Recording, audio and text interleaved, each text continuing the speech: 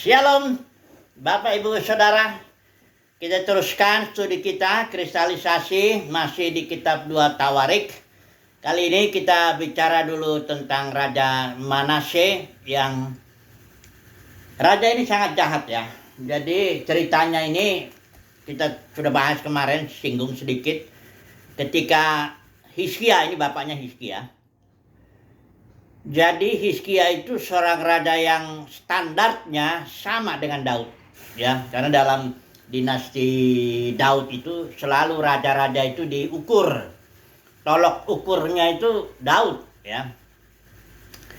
Ini Hizkia salah satu orang yang dikatakan raja yang dikatakan tepat melakukan seperti yang dilakukan oleh Daud, jadi sangat berkenan nih.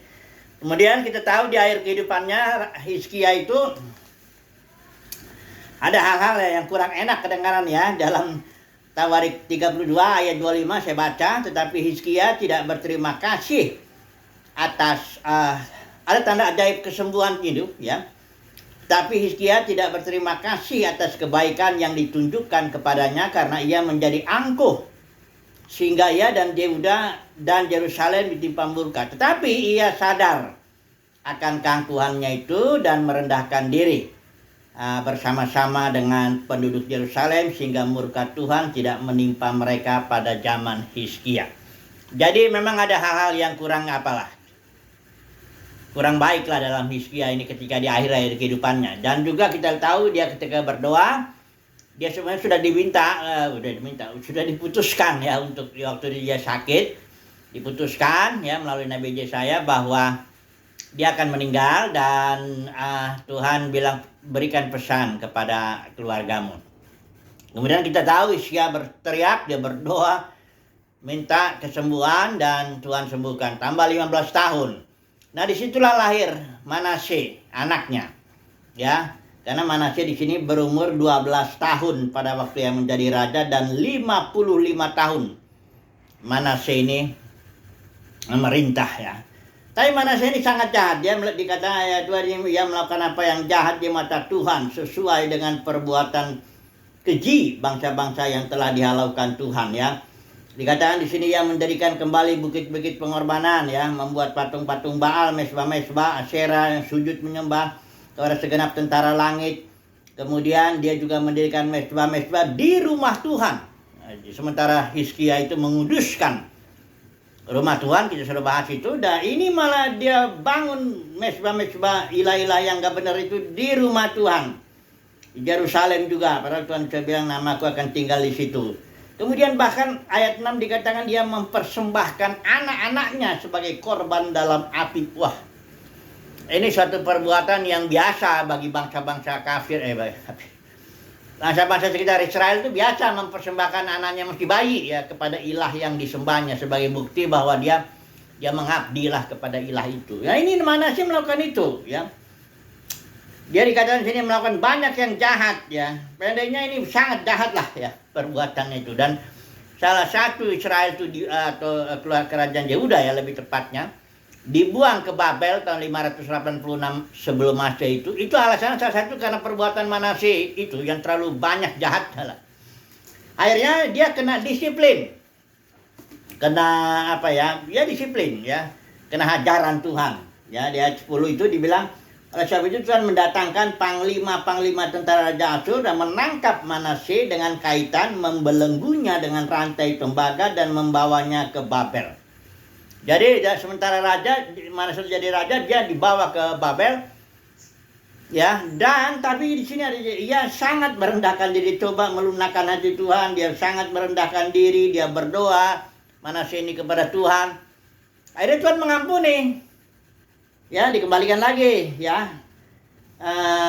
Maka Tuhan mengabulkan doanya dan mendengarkan permohonannya. Ia membawanya kembali ke Yerusalem dan memulihkan kedudukannya sebagai raja.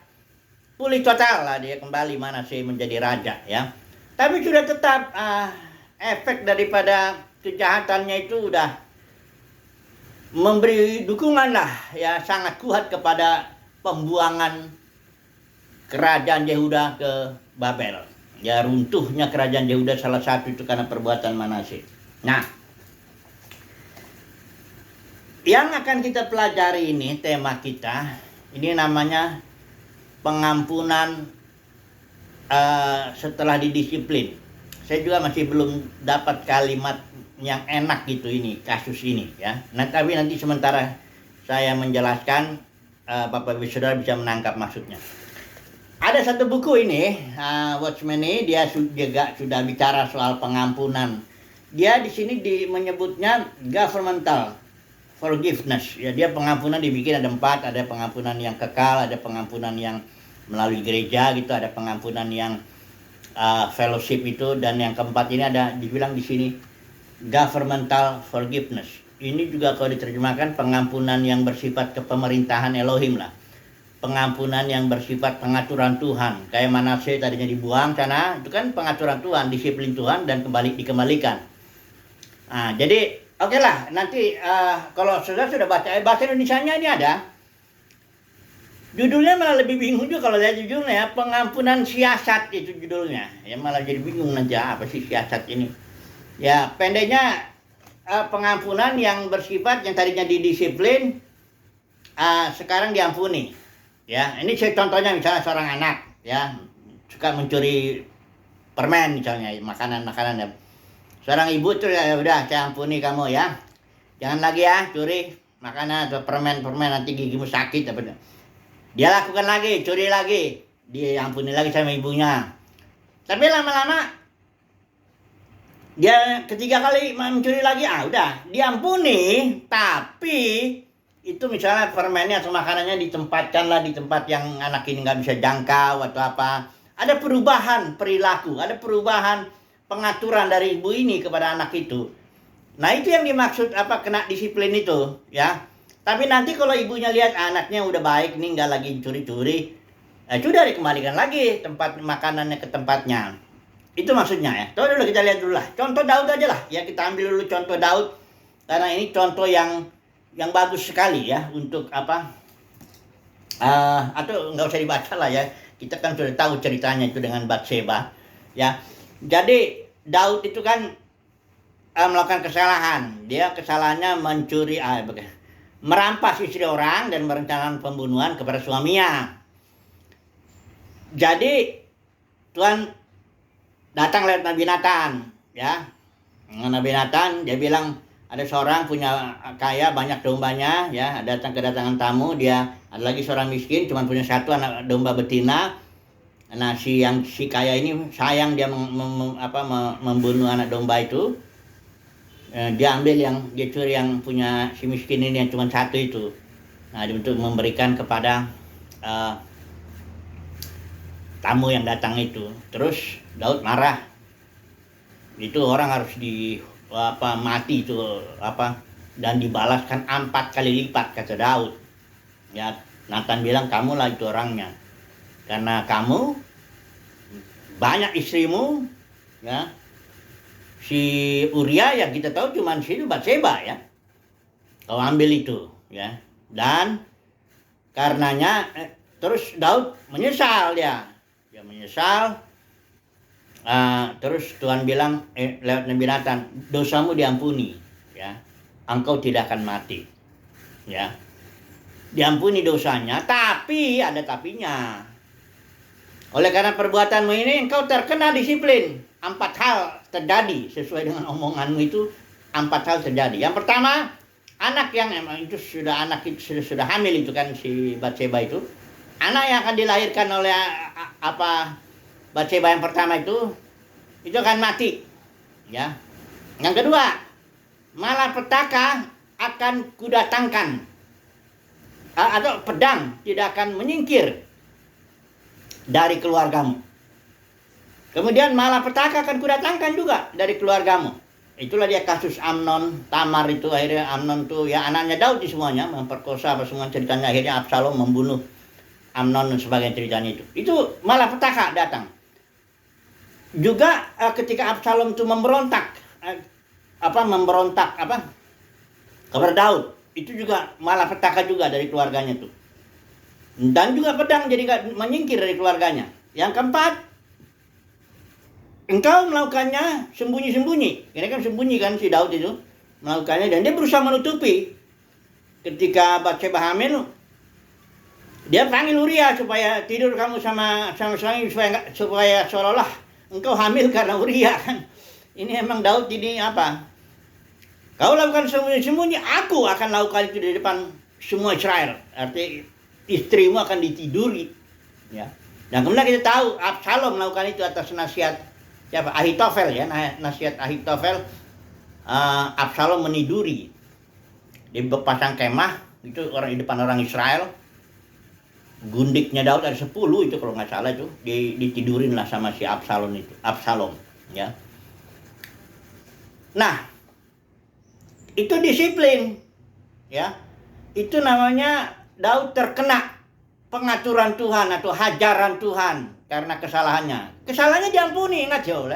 Jangan saudara pikir nanti Daud nggak diampuni, dia dihajar Tuhan. Bukan, dia diampuni kok ya. Cuma tetap ada disiplin. Nah inilah. Tapi nanti disiplinnya selesai, Daud kembali.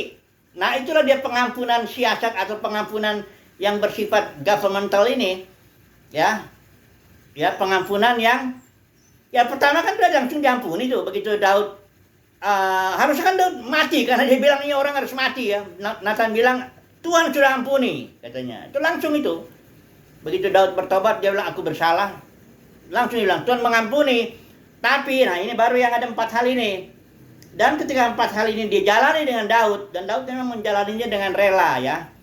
Waktu tabut itu juga dia lari kan dari Absalom. Tabut itu mau dibawa ikut.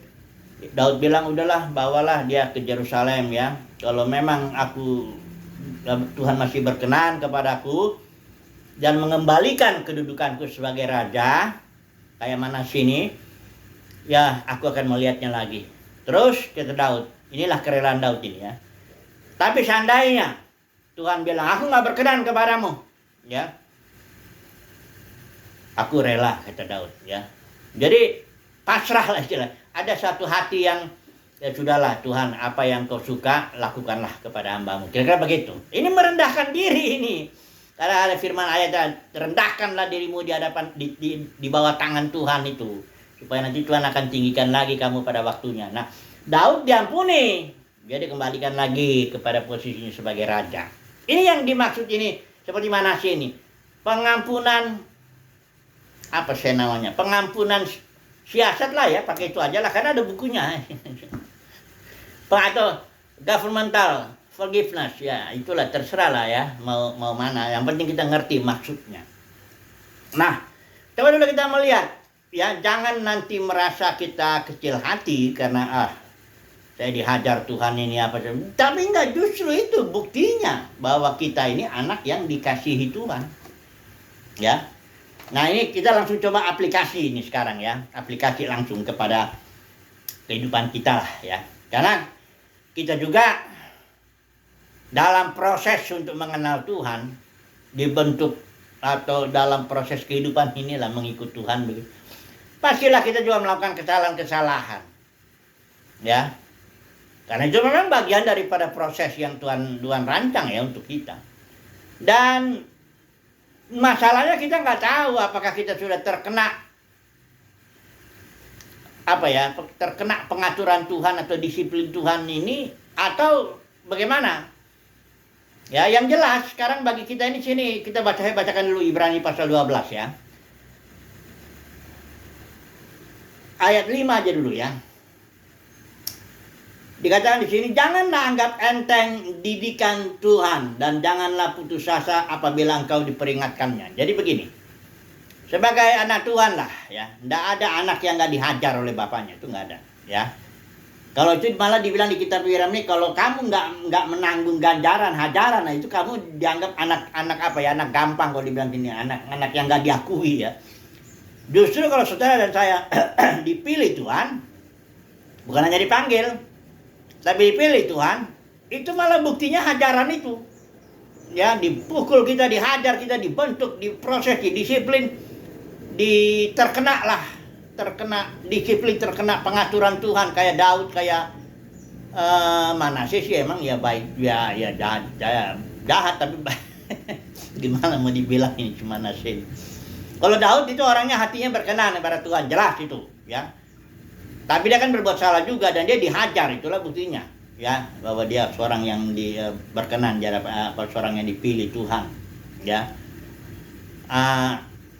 Saya coba jelaskan begini, ya. Kalau saudara dan saya, dan memang kena lah kita, ya, jangan anggap enteng. Artinya kalau kena itu jadi susah hidup kita memang. Karena di sini ayat 11 dikatakan memang tiap-tiap ganjaran pada waktu dia diberikan tidak mendatangkan sukacita, tapi duka cita. Tetapi kemudian ia menghasilkan buah kebenaran yang memberikan damai kepada mereka yang dilatih olehnya. Jadi Daud tuh nggak sukacita ketika dia dihajar. Dia melihatlah bagaimana Amnon memperkosa Tamar. Dia lihatlah bagaimana Absalom melakukan pemberontakan. Dia lihatlah anaknya dia itu mati, ya, yang dengan Batseba itu anak yang pertama yang dia itu jelas dia duka cita sekali, bahkan ketika dia dengar Absalom itu mati ternyata, ya, dia sedih lah, bagaimanapun namanya anak, ya, walaupun ini anak sudah memberontak, sudah mengusir saya dari tahta, ya tetap Daud nangis itu, makanya Yoab jadi marah dia, Absalom si pemberontak mati kau nangis. Jadi kalau kami ini semuanya panglima-panglima ini nggak ada harganya, baik. Sampai marah begitu. Jadi kesedihan lah Daud itu, hidupnya sengsara lah, ya, karena itu bukan 1-2 hari, berbulan-bulan dia itu mengalami pembuangan seperti itu, mengalami bertahun bahkan, ya, kasus dari mulai kasus Amnon, Tamar, Absalom memberontak, kasus anaknya meninggal, apa semuanya itu, bahkan pedang itu nggak selesai itu, kalau itu jalan terus, karena disiplin Tuhan, pedang tidak akan menyingkir dari keturunanmu. Jelas itu duka cita, tetapi setelah itu dia mendapat pengampunan. Nah inilah, ya, itu nih pengampunan siasat, dia diampuni, maka dia menghasilkan damai sejahtera, sukacita lah, ya, setelah dia didisiplin itu. Nah, jadi saya mau mengatakan ini, kalau hidup kita aman-aman aja, ya, artinya tidak ada susahnya. Maksud saya bukan kita cari susah atau kita cari salah, tidak gitu. Tapi kehidupan yang penuh tantangan, konflik, ya, hajaran Tuhan, bentukan Tuhan itu malah bukan bukti. Kayak Paulus ketika dia mau membuktikan dia itu hamba Tuhan, pelayan Kristus, dia nggak tunjukin. Kayak dalam kekristenan barangkali kalau orang dibilang hamba Tuhan yang diberkati atau itu, ya, ditunjukinlah keberhasilan, kesuksesannya, kebiasaannya itu yang lahiriah, pengikutnya banyak, atau dia terkenal, populer, dia kaya atau gedungnya besar, yang begitu. Kalau Paulus ketika dia membuktikan aku ini pelayan Kristus, dia buktikan, aku sering dihajar, aku mengalami karam kapal, sering kedinginan, jadi agak lucu, ya. Tapi betul, ya, kalau kita hidup kita aman-aman aja, dalam arti tidak ada sesuatu yang berarti barangkali Tuhan tidak punya rencana spesial buat kita gitu. saya melihatnya begitu, ya. Justru saya merasa ketika saya dihajar Tuhan, dibentuk Tuhan, kok hidup saya susah, nggak seperti dia, kok enak-enak aja melayani, lancar-lancar aja kelihatannya. Dia diberkati juga tuh, banyak orang ikut dia, semuanya, uangnya pun dia banyak dapat dari pelayanan. Sempat saya berpikir begitu, tapi setelah saya melewati hajaran Tuhan, bentukan Tuhan, justru saya bilang inilah dia bukti bahwa Tuhan punya rencana spesial buat saya. Ya, kalau saudara dihajar Tuhan, dibentuk, kok hidupnya susah gitu, kok masalah terus gitulah, yang nggak, kadang dari ekonomi lah, kadang dari keluarga lah, kadang dari pekerjaan, dari ini itu banyak aja, penyakit barangkali juga tuh. Kok ini begini, apa saya diberkati? Saya jawab, saudaraku, engkau sangat diberkati, lebih daripada orang-orang yang biasa itu. Ya, karena dalam kekristenan itu ada yang dipanggil, tapi sedikit yang dipilih. Nah, yang sedikit yang dipilih ini yang dihajar, dibentuk dengan spesial. Kayak kalau tentara itu ada namanya Kopassus, Komando Pasukan Khusus, ya. Itu disiplinnya lain, Bapak Saudara, lain. Saya pernah dengar juga di Amerika juga ada nama yang namanya itu, orang-orang itu yang sering diutus untuk pekerjaan yang sulit kayak nangkep Osama gitu, Osama bin Laden itu orang itu. Disiplinnya apa namanya itu? Disiplinnya luar biasa, lebih ketat, lebih keras. Karena ada maksud spesial, ya. Di ini juga ada kayaknya di Marinir di sini, karena sini saya dekat nih kompleks Marinir itu ada yang namanya katanya pasukan katak. Oh, itu lebih disiplin, lebih keras. Jadi kalau Bapak Ibu, kalau kita memang umat pilihan Tuhan, kita ada rencana Tuhan yang spesial dalam hidup kita, kita akan dihajar lebih daripada orang-orang yang biasa. Orang yang biasa maksudnya yang dipakai Tuhan yang khotbahnya lancar, ya, duitnya lancar, keluarganya lancar, semuanya lancar. Dalam lagi Kristen, oh dia dibilang sangat diberkati. Sementara kita di sini babak belur, hancur-hancuran, susah sana sini dan sebagainya kan. Tapi saya mau kasih tahu, kalau kita mengalami itu tanda. Nanti saudara akan lihat. Ketika sudah tiba waktunya. Makanya bagian kita sana ya, kita merendahkan dirilah di hadapan Tuhan. Rendahkanlah dirimu di bawah tangan Tuhan. Pada waktunya nanti ada waktunya. Ketika kita masuk pada waktunya, di situ kita akan melihat, oh ada rencana spesial. Pada waktu yang spesial. Untuk orang-orang yang spesial. Pokoknya spesial. Ya. Lalu saya baca dulu ini ya.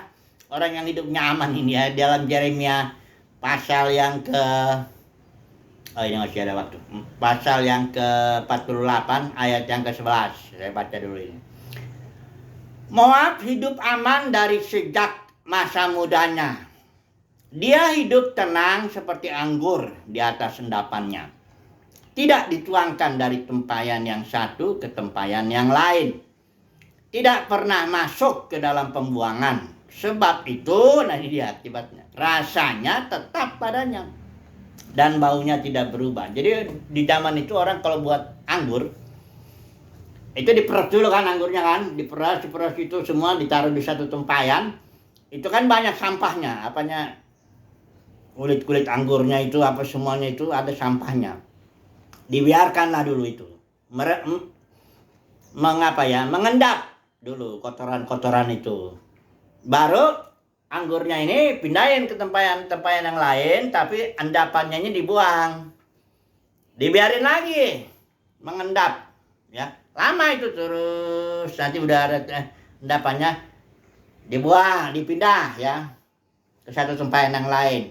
Dibuang ini endapannya. Terus begitu sampai nanti rasanya anggur itu karena sudah nggak ada lagi sampah-sampahnya itu, rasanya enak. Begitulah orang yang didisiplin Tuhan. Dia seperti anggur yang dipindahkan dari tempayan satu ke tempayan yang lain. Seandainya lah anggur ini bisa ngomong. Oh dia nggak suka lah, karena setiap orang juga senangnya hidup aman kan. Betul nggak? Dia anggur ini saya dipindahin lagi ke sini. Udah tenang di sini, udah enak ya. Nggak lama kemudian dipindahin lagi ke sini. Terus hidup saya kayaknya berubah-ubah dan membuat saya nggak nyaman gitu loh. Zona nyamannya diganggu, kira-kira begitulah kali ya. Tapi dengan cara dibikin begitu, itu anggur berubah rasanya. Orang lain yang ngerasain itu, oh kayaknya kamu beda ya rasanya. Ada seorang yang pernah diwawancara itu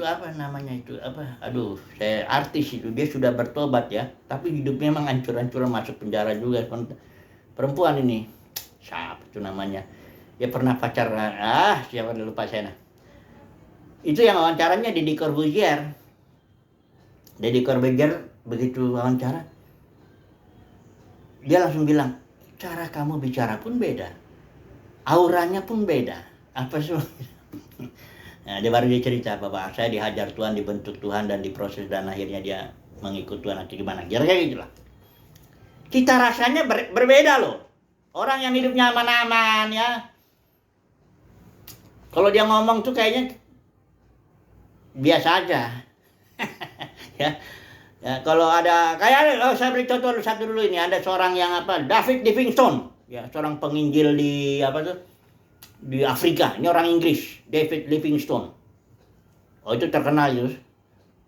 Di Afrika tuh dia masuk ke pedalaman gitu. Nah, dia pernah diserang singa. Kayaknya istrinya meninggal juga di kena penyakit apa gitu. Hidupnya babak belur lah dalam dihajar Tuhan. Dia kayaknya apa? Diserang singa sehingga tangannya nggak bisa lagi apa. David Livingstone itu. Kalau nggak salah dia mau tuh mati itu, dia sedang berdoa itu mati dia.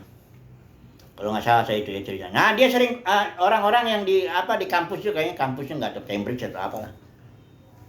Kalau ini banyak mahasiswa tuh nakal.